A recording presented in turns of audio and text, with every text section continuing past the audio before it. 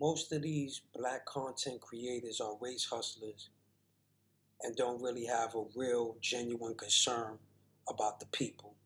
Most of them are just trying to get their followers up, get their numbers up, get their money up. They're using reparations because they know that the people are impoverished, the people are poor. It's a legitimate social justice claim, and the people, they want reparations. They want their communities to be repaired. So a lot of these black content creators play on that. That's not to say that they don't have good content, right? They're not very entertaining and stuff like that, because they are. Right? I watch them all quite often. They also report important stories that's affecting the black community. I won't take nothing away from that. They do that. But at the same time, their main goal is individual gain and individual accomplishment. And we've seen what happened when people are focused on their own individual gain and accomplishment. We've seen that happen with the Black Panther Party of self-defense, where individuals' wants or needs or desires supersede the collective interests of the people. Take Tariq Nasheed, for example. Tariq Nasheed is a great YouTuber. He's a great content creator. Very funny, very witty, but he's not a revolutionary. He won't sacrifice himself for the people. His whole ideal and goal is to get money, which is one of the reasons why he refused to say that he's the leader of FBA, Foundational Black Americans, which is a term that he coined. And so you got to ask yourself, if he was serious about the black community coming together as a whole and fighting for reparations as a collective group, why wouldn't he align himself and collaborate with the ADOS movement? And why did he decide, instead of going with Claude Anderson, Native Black American, and I start calling myself Native Black American, and I didn't realize that Claude Anderson actually was one of the first to use that term. So instead, he made his own term, got his own following up, and don't work with other people in the space to make the argument for reparations stronger, or to show the people that we can actually work together. But it's not just Tariq Nasheed. He's just one of the main individuals that get a lot of views and a lot of attention, right? Also a lot of hate.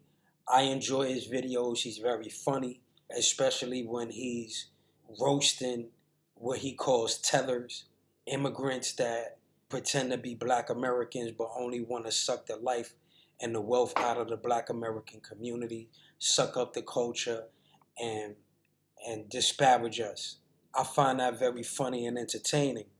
But what is not funny is having like these people that claim to be black first, your Oshay Duke Jacksons, your 19 Keys, your Yvette Carnell, Antonio Moores, right? All of these people claim to be black first and want to be advocates for black people or fight for reparations for Native Black Americans that experience the Atlantic slave trade or the U.S. slave trade, when they all are like rappers. They all fighting for attention. They all battling instead of putting the interest of the people first. So their feelings and their minor issues with one another comes before the collective interest of the people. And to me, that's fraudulent, as well as, everybody has their own belief system on what reparations is supposed to entail. And to have these people that have the ear of the vast majority of the people is kind of retrogressive for the real goal of reparations. Everybody is talking about a check. Reparations should be way more than a check. It should be sovereignty. We should be demanding 3 states of the United States so we can have our own United States of Black Americans. It should be forcing these politicians to put up a bill, because the more and more people that get the public eye or the media, they asking for the wrong things. They allowing these politicians to say, "Oh, it's going to be a study." Yeah, I think we should study it. Study what? Did you study the internment camps of the Japanese?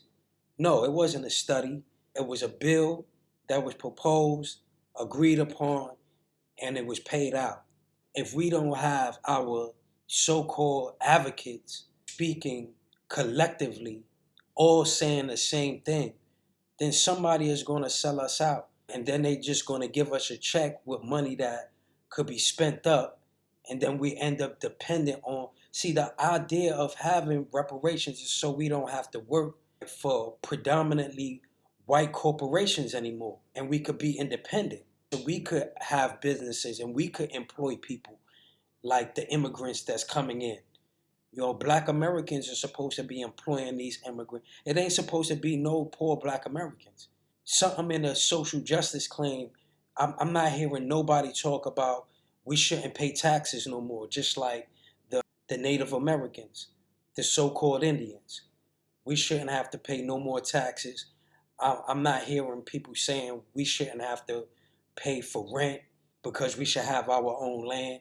They created a new race when they mixed Black Americans, the Africans with the Africans and the Europeans and the Native Americans. We're a mixed race. We're a new race. So we should have our own land. I'm not hearing them talking about that. They just want to get a check so they can spend a couple of dollars and then end up being broke again. And that's not what we want. That's not what we want as a people. So when you got individuals like your Tariq Nasheed that he's not willing to sacrifice. He don't want to be on the front lines. He remind me of Menace to Society. And AWACS didn't want to get his hands dirty. He just instigated. AWACS was older than the rest of us. I mean, he was what we called a G. Always in the middle of things, instigating, arguing, fussing. He was funny to us. I mean, he'd been putting in work for so long, it got to a point where he just like to see other people do dirt. Tariq Nasheed gets online and instigate beef. This is how he keep his views up, because for some odd reason, Black people are attracted to conflict. He commonly beefing with somebody because they all beefing with one another. They haven't showed the people that we could work together. Now, I'm going to give it to Tariq Nasheed. He pulls together people. He pays them to make his movies, his documentaries. So he is creating some type of income, which is something that we need to be doing within the Black community. We need to be providing opportunities to earn income from other people in the community, not going outside the community and expecting people that are not from our race and ethnicity to employ you and to pay you and so far and so on. And that's what reparations is about, so we don't have to keep begging for jobs. But if all you asking for is a check, they give them a couple of hundred, couple of $1,000s. Now go on, your reparations is paid. It needs to be a collective and agreed upon amount, a few $1,000,000,000, and definitely sovereignty. So a lot of these people are really afraid of our government. So you'll have Yvette Carnell talk about, oh, you're dumb, you're silly, you're dumb, if you talking about not being a part of the United States of America, because obviously they're afraid of the government. Just like Tariq Nasheed is afraid of the government. He's afraid of the alphabet boys. That's why he don't want to be considered or called the leader. All right? He don't want to be arrested and won't be able to eat that good fish and that curry and all those things and things. He don't want no part of that smoke. But he's not against other people going out and rioting and acting up when Blacks are being mistreated, but he ain't gonna be the one going outside. And it's the same thing with all of them. They all want to be bourgeois Blacks. They all want to be the influencers. They all want to be the power brokers, the ones that are making the decisions or in control of the people or influencing the people. They don't want to be the servants. And that's how you know that they're not good leaders. They in there for self. They don't want to serve the people. They don't want to get down on the ground in the dirt with the people Know what I mean? Help these young men stop killing one another in the street. You know, bring the gender war to an end between black men and black women. You know, put people in a place that just want to be man bashes or women bashes. Nah, they don't want to do that work. You know, they don't want to work with the dudes that's in the prisons and set them up so they'll have something to come home to. In fact, I done even heard dudes like Oshay Duke Jackson who talk about dudes that's been in prison, they losers, and how, you know, everybody should give up on them and all of that. And so when you think that your Malcolm X's have came from out of prison and became one of the greatest speakers in the world, it's talk like that that's getting to multiple ears of the people and directing them in the wrong way. And it's just like the politicians. These people get a little audience, a little clout, and they start clout chasing. One of the things I could tell about a lot of these black content creators is everybody want to be the engine. But it takes much more than an engine for the car to run. You need a gas pedal. You need wheels. You need windows, right? You need a steering wheel. All these chiefs, no Indians, and refuse to work with one another. And it's another thing. A lot of them, they say very disparaging things about one another. They want to outdo one another all the time. So even dudes like Marquette, that I respect his intelligence. I respect his ability to debate. They always insult one another. Right? How is that an example of how the people should interact and engage with one another? Please tell me, I'll wait. What I would love to see is that all of these different content creators come together and work with one another. Everybody has something to offer. Everybody has a following. Right? Humble yourselves. Become a servant of the people. You know, take care of the people. You got a dude like Marquette. He could be debating with politicians. You got the ADOS. They're very surgical. They try to organize. Right? They could be the political arm of the people. You got a dude like Tariq Nasheed. You know what I mean? He got a huge following. He's great for outreach.